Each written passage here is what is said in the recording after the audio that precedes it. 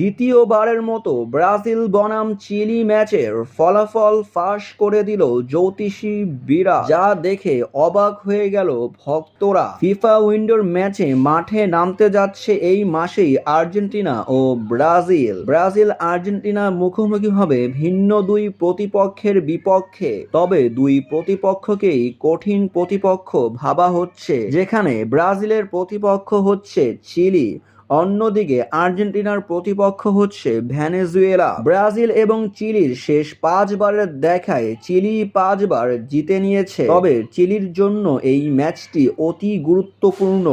এই ম্যাচটি হারলে তারা বিশ্বকাপের বাছাই পর্ব থেকে ছিটকে যাবে।